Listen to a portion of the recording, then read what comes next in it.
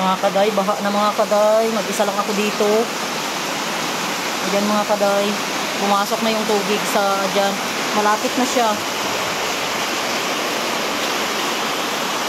Nandyan na mga kaday, malapit na sa sala. Baha na talaga. Ako lang mag-isa dito, nakakakaba. Ayan, medyo tumila na yung ulan. Inangat ko na yung speaker. Ayan. Saka yung extension. Lord, patilain mo ang ulan. Baha na dito.